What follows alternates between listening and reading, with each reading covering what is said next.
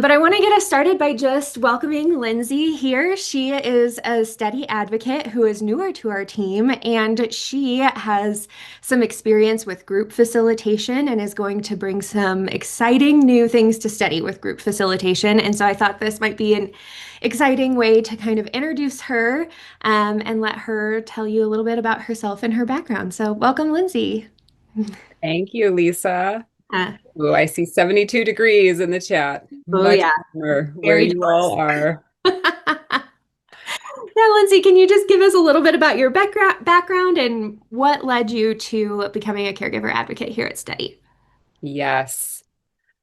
I've been thinking about this a lot lately. I feel like in terms of identity, I think I've been a caregiver most of my life. And I say that because it's something that I heard about myself, even at a very young age. And so anytime I had to write an autobiography or I was doing some kind of paper and was talking to family, they always reflected it was just a really natural tendency of mine. And so that's the informal piece. Mhm. Um, I've had the good fortune of getting to do a lot of formal caregiving in a lot of nonprofit settings, in communities that I've lived in. So I've gotten to work with elders, folks with developmental disabilities, foster youth, and just children, right? All different types of care. We all need it. Yeah. And I've lived in community a lot. So I've had a lot of community context to practice giving and receiving care. And then in a professional sense, I have been coaching and working with women specifically for about the last 5 years. Wow. And I would say that all of them are caregivers, whether or Mhm. not they identify as that or not. We all sort of swing around in so many different roles, right? And sort of our sense of identity. And I noticed the caregiving role a lot with the women I've worked with. So that's what I've been doing for years now. And I just started working with Steady recently. So I Oh. am officially advocating for caregivers now. And that's really wonderful because I also identify formally as a caregiver at this stage in my life. My father was diagnosed with early Alzheimer's a couple of years ago. So Okay. I'm part of his support team and have just started referring to myself as a care partner for Okay. him to see how that feels. Wow. Well, thank you for that introduction. I always get really excited to introduce our advocates because I think one thing that makes Steady really special is anyone who is a caregiver advocate here has personal experience with caregiving and kind of that professional background in a similar vein that you described. And I think that's just so powerful. We're talking about community today. When caregivers in our community, it's really important that the other people in that community are able to identify with them and what they're going through and the ups and the downs and the whole bit. So, really excited to have you here to speak to the caregivers that we have listening in. Mhm. You mentioned just working with people in these group situations and in community in general in different caregiving roles. Um, and knowing that so many caregivers live in a lot of isolation and loneliness, what are some common themes that you hear from people when they start to look for community or reach out for support? What are they generally looking for? Mm. Well, I think the themes that show up when we're reaching out tend to be around stress and overwhelm. And sometimes I'd say it even kind of leaks out, like maybe a person isn't even intending to ask for help, but they're making it clear that they need it or that they're just feeling maxed out in some way. And so I think that what we're looking for when we start to reach is change. I mean, Yeah. let's just name it, right? Like, I think we're all level-headed enough to know that our roles can be challenging and there is no magic wand for that. And some of Mhm. this stuff has timelines that we can't predict and Mhm. obstacles we can't get in front of. But we may want to change our experience, right? We want to change how we feel or get more help. And so Yeah. I think that that change piece, right, Mhm. is what we're seeking. And then one of the things I've heard very commonly is, I don't even know where to start, or I don't Yeah. even know what that change would look like, right? And Yeah. so I think that's the thing that we're looking for that causes us to say, like, I just need help getting started. I need help even knowing what that change could look like. Yeah. Yeah, as you're talking, I'm sitting here thinking about several caregivers I've talked to, and it seems like that moment of change happens at different points in different people's journeys because everything is so unique. And sometimes we get people who, are just at the beginning of their caregiving journey and they're like, I need change now. I need guidance now. I need help now. I don't know where to start. And others may go months or even years thinking this is just part of their life before all of that stress and overwhelm kind of piles up and they reach that point where it's just like, something's got to change. I need support. I need help somewhere. So I love that idea that it could be at any point, kind of in that journey. At Steady, I think most of the people that have run into us know a lot about kind of our one-on-one offering, where it's like we pair you with an advocate who will walk through your caregiving experience with you on this journey. But community is a little bit different. What, from your perspective and your experience, do you think the real benefits are of caregivers being together in community? Mm. I love this question. And the first thing that comes up for me is I want us to just pause and think about, like, what communities do we feel like we're a part of already, Ah, like in our lives? So maybe we just pause for a moment and I'll stop speaking and think about, what communities do you feel like you belong to? question. Yeah, so we have like physical, right, in person, and it's 2025. We have virtual communities that I bet a lot of us are a part of. And these can be personal, professional, spiritual communities, um, you know, fun, hobby related, right? Like passion, interest. And so as I think about the answer to your question, I'm like, well, what is the value in belonging in any community, Yeah. right? Like, we are social creatures. And I think we all know that, and then maybe just kind of forget as we're moving through our day, like, why it's so important and why it's so valuable to Mhm. recognize and lean in, right? Lean into that and what's there for us in community. I love one-on-one support and conversations, like on both ends of it. I love that. And I just want to say here that the group spaces and that community piece that Lisa's referring to, it's not other than or instead of, it's a both and for Sure. me, because it's just different. It, Yeah. it's just different. And if you just take some moments for yourselves to think about, well, what happens for me when I sit in this community that I'm a part of? What happens for me when I share, when I ask for help, when I get to help others? And Mhm. and you have your own answers to that question to kind of prop up what you're hearing me say. I love that.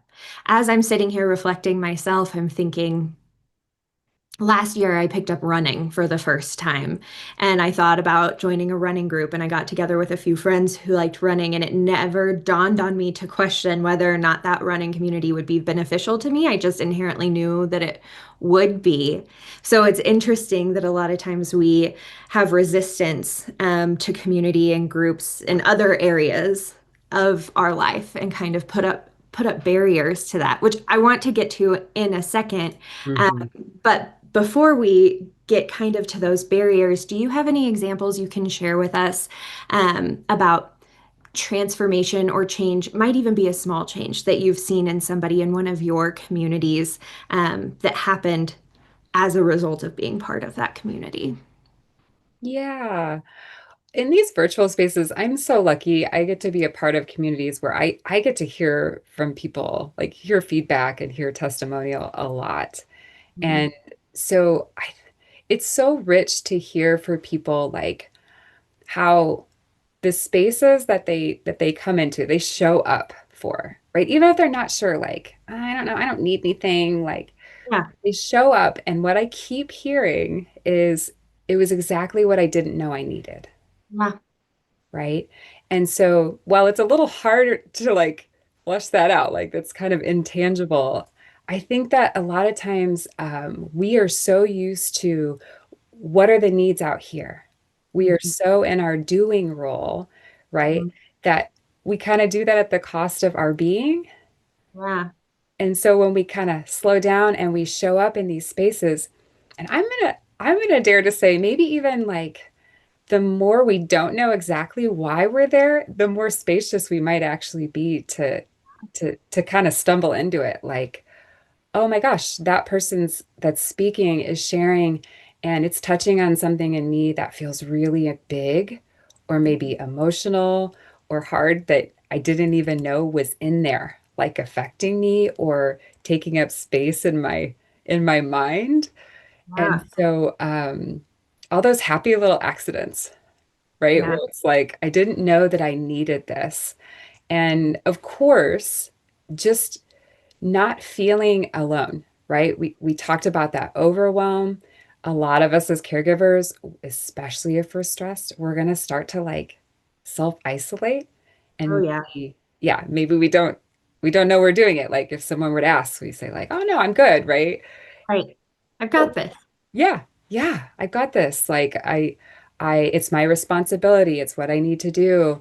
And so there's something about, sitting in a space with others who, as you said, Lisa, get it, Mhm. right? And are speaking to that too, and naming how it might be affecting them, or naming what's like showing up for them that helps us self-identify and go, oh yeah. Right.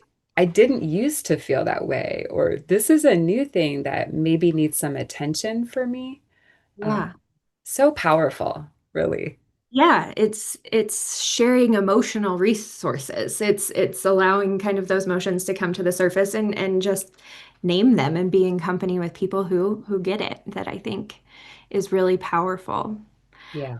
Um, I always like in these webinars to make sure that we have everybody leave with some very practical, tangible things that you can do if you are looking for something like a community like Lindsay and I are sitting here talking about.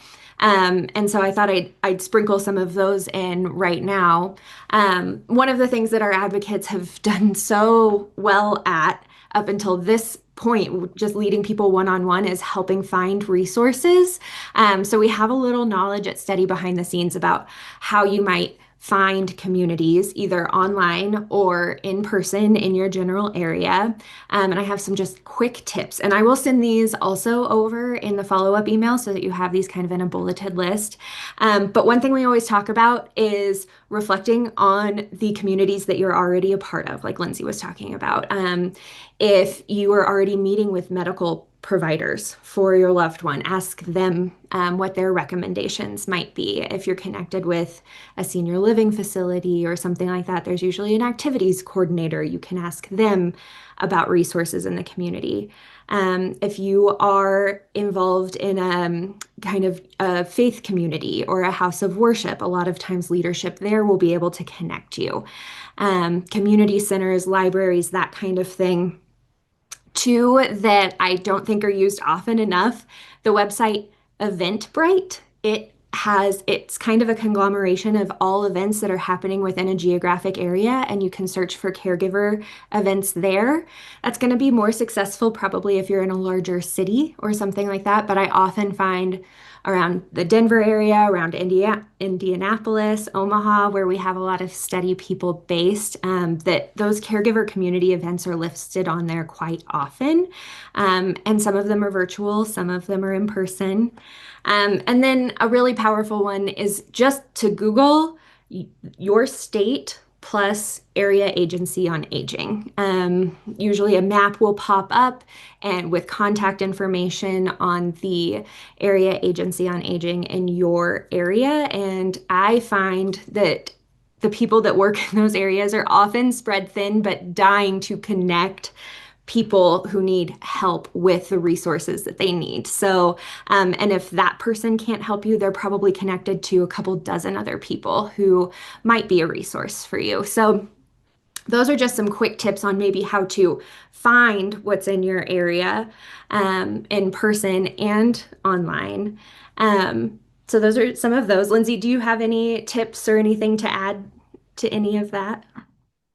So that's golden, Lisa. That's good stuff. And I think what I would like to say is that it's this kind of a two-part comment is Mhm. that what we recognize here at Steady is how many of us are in caregiving roles Mhm. and how overlooked that can often be or feel, right?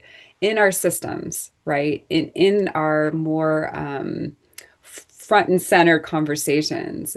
But what I keep finding is that just by talking to the communities I'm already a part of, there's so many people in there that can relate and that the Mhm. conversation feels relevant to, that uh, supportive spaces and group conversation can emerge from communities that we're already a part of, which is just me flushing out what you pointed at. Oh, And I love I found that to be true here. I live in an intentional community right now, and just by sharing the work that I'm doing, people say like, "Oh my gosh, like I'm caring for so and so, or I did this for years," and now we have conversations that are yeah, starting to happen more that serve so many of us.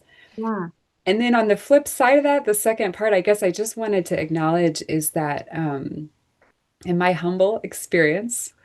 Uh, we do like we do outgrow communities that we're a part of.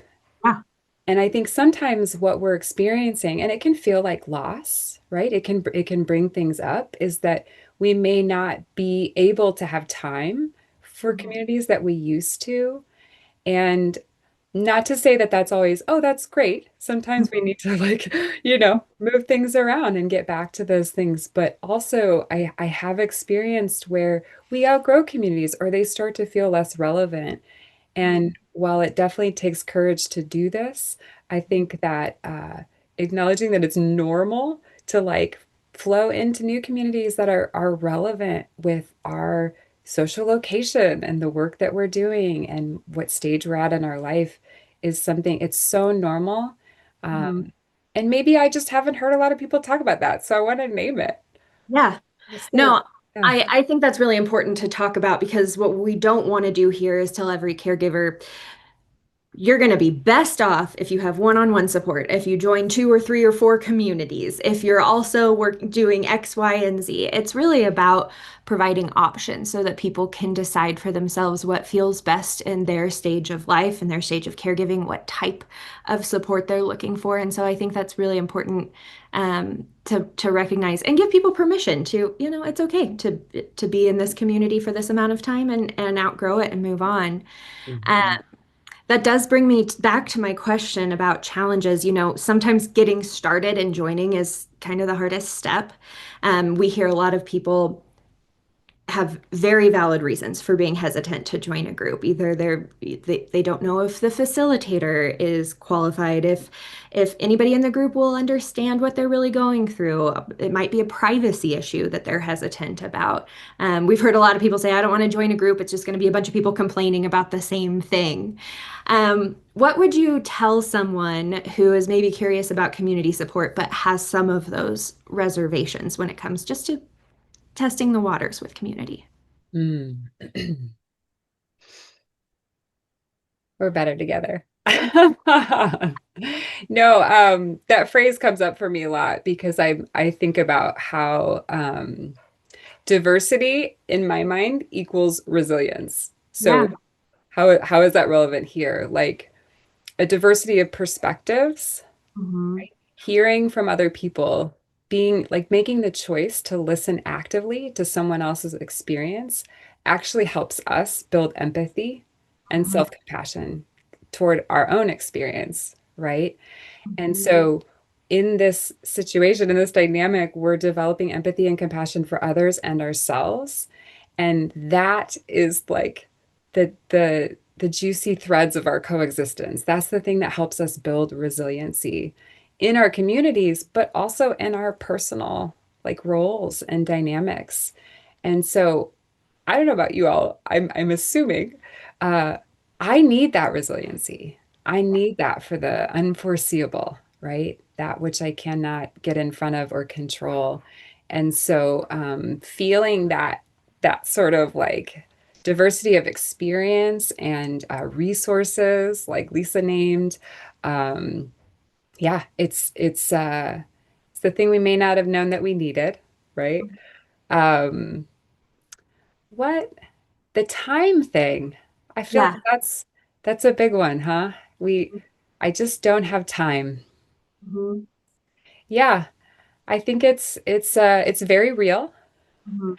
And in our one-on-one, sessions, we get to talk about that. We get to look at, well, where is the time going? And does the way I invest my time accurately reflect my values, my priorities, my needs?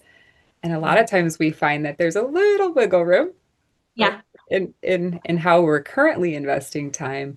Um, but without getting into micromanaging anyone else's schedule, I think what I want to say is that there are parts of this adventure we get to choose, Yeah. I and there agree. are parts we don't. And I say, show up. Like when something comes towards you and it's got your attention, as soon as the mind starts to feed those excuses or that resistance, like you can show up and decide something isn't for you, right? Yeah. But we don't know until we go to the running club.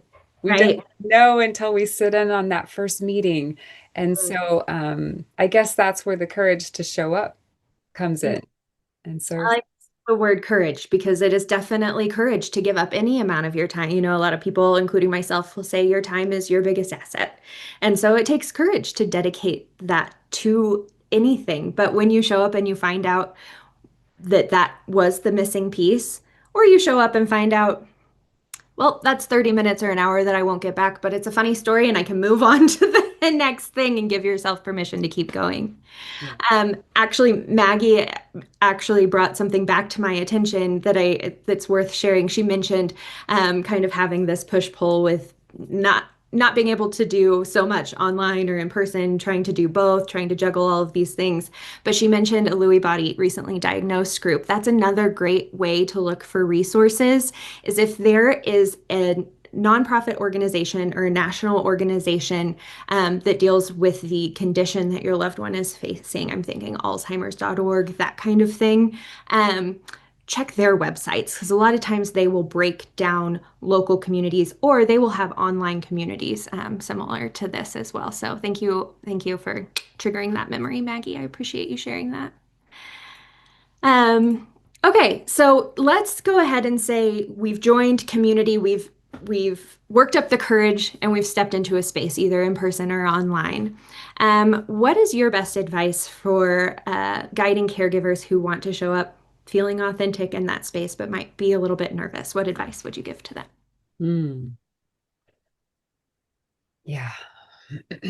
I say move at the speed of trust is the first thing that comes to mind. And I can say more about that in our circles here at Steady, but what I mean by that is one of the boons of this virtual reality is that we often do get this chance to observe, to be just witnessing, right? And choose how to participate. I know that in these caregiver support spaces, like the group spaces, a lot of the feedback that people who have derived a lot of benefit from it will say, like, make sure you participate, make sure Mhm. you participate.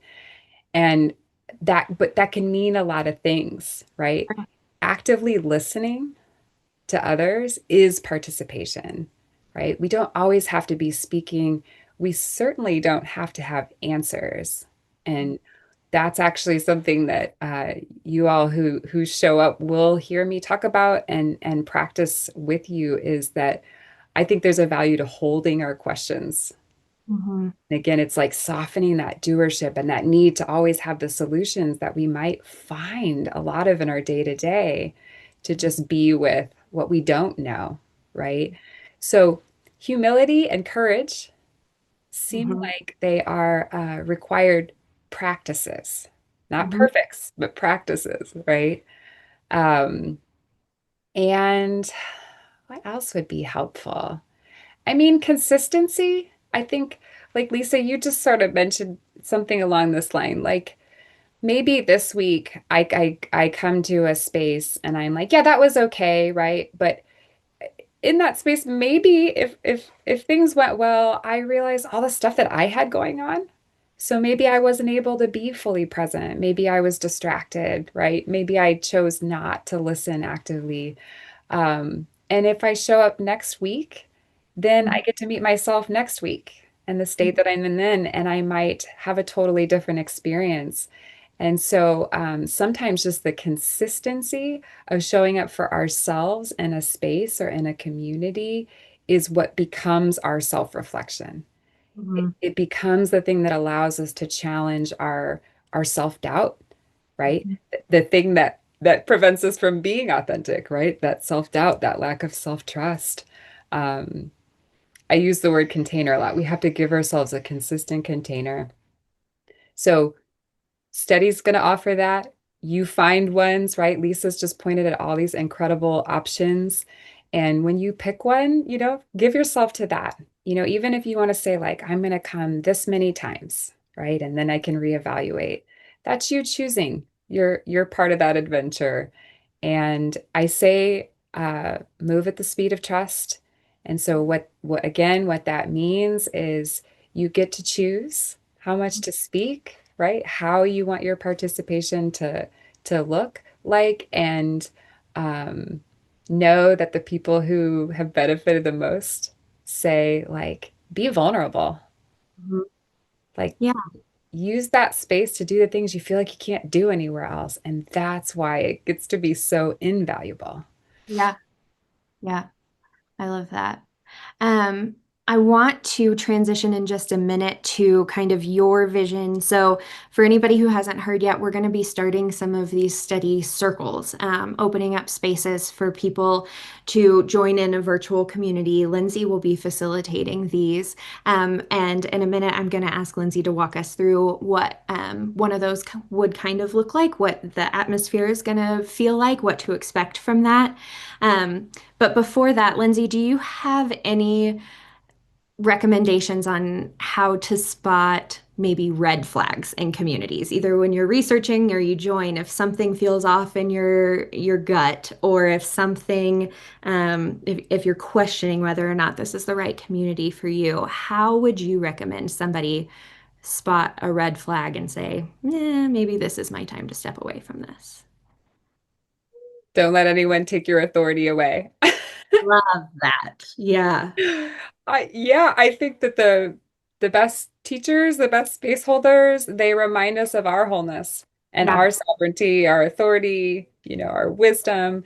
So I'd say any time you're stepping into a space that feels a little bit more controlling, you're not seeing mirrors anywhere, you're being Yeah. led away from yourself, those all feel like red flags. And yeah, my invitation would just be to keep going, keep searching until you find the dynamic that leads you back to yourself. Yeah. Yeah.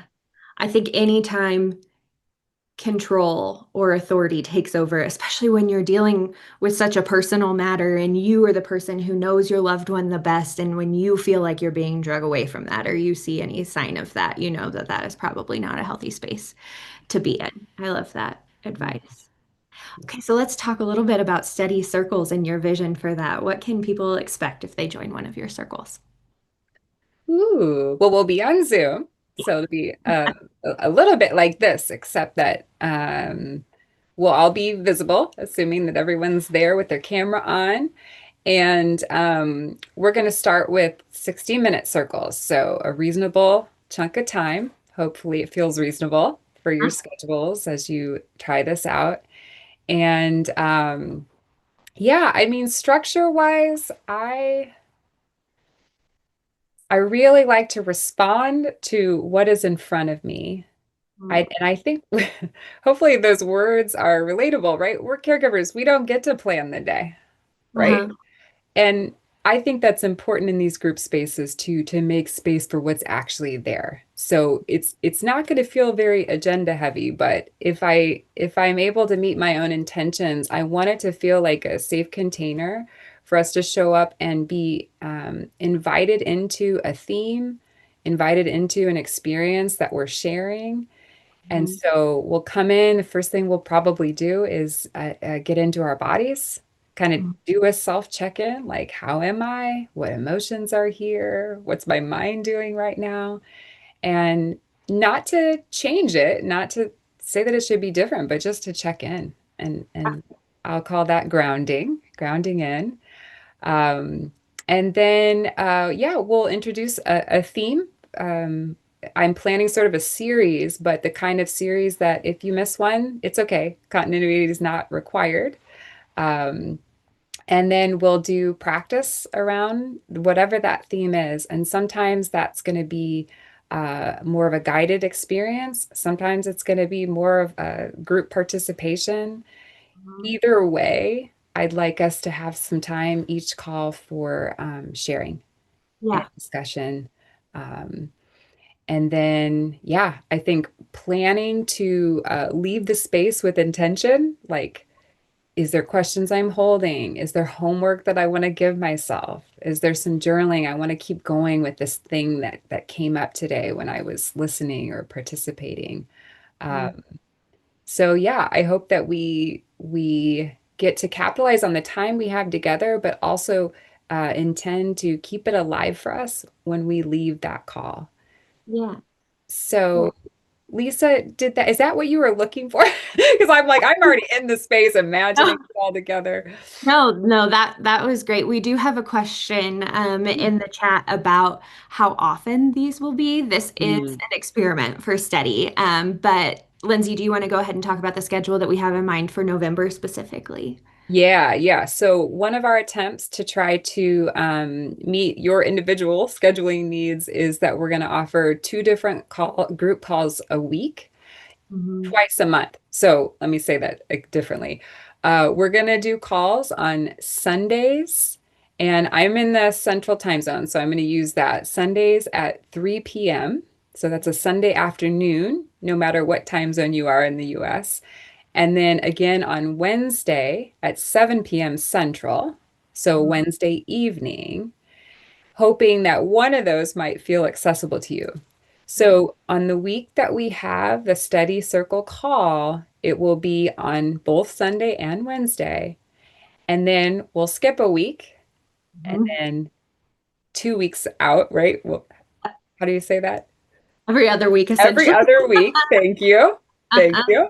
Every other week. So then we'll do the same Sunday and Wednesday that third week. So yeah. And I think that, the part of me wants to say like the Sunday and Wednesday might be similar themes, but I don't want that to be discouraging because the actual circle experience is living. So whoever is there is what's going to make it what it is. So I don't know that it would necessarily feel repetitive. If you feel called to come to two in 1 week, I say go for it. I love that. Yeah, we're excited to see how this goes, and we're going to take a lot of information from the people who join these circles to see what works best time and date wise and format wise. So, this is something that we're really excited to launch, but we'll definitely be learning as we go what kind of the best structure is.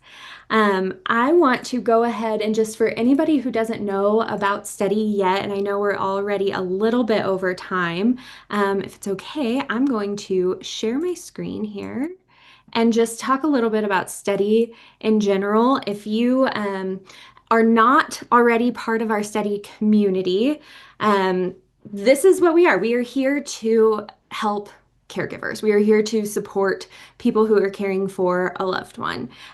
We do that with this matched advocacy. You heard Lindsay and I talking about when you sign up with Steady, you have the option to go through and be matched with an advocate who will meet one-on-one with you over a Zoom call similar to this and walk with you personally through your caregiving journey. They will offer personal practices and support specifically tailored toward you and your personality, your life situation, your caregiving situation, that kind of thing. And then we already have an online community where we share resources and you can chat with other caregivers. But we're really trying to focus on building that community out with more resources, more things like this webinar to attend, and then also with these steady circles that Lindsey has been talking about. If you have not already signed up with Steady, it is completely free. If you scan this QR code that is on my screen or just go to steady.com, you can sign up immediately. You can talk to an advocate there, schedule kind of an intro call to talk to somebody to see if this is something that's really for you. You can explore our resource library, but we are really just looking to meet caregivers where they are and be able to supply the support that you need in your situation. So I would encourage you all to take a look at that if you haven't already. Again, all of the information to sign up for Steady and for future Steady circles will be in a follow-up email. We have another question here. Are the themes based on more self-care type things or specific to types of dementia and dealing as a care partner? Lindsay, do you have an answer for that? Yeah, I was just starting to type. Thanks for that question, Maggie. Yeah, I'm going to say we're going to do like non-specific to diagnoses or specific disease, disorder, or experience. We want it to feel more accessible, whatever type of care dynamic you find yourself in. So, yes to self-care type things. The experiences that we have, with dealing with overwhelm, feeling guilt, right? Maintaining our relationships. What does it Mhm. mean to have identity as a caregiver? So things that anybody who identifies as a caregiver or care partner could draw value from is the intention for these circles. Thanks. You Yeah, love your advocate. That's so great. I know. I love to hear that feedback. I can't brag about our advocates enough. I know them all personally, and yeah, I love seeing the testimonials come in from different caregivers who can really say, "Yeah, my advocate changed my life."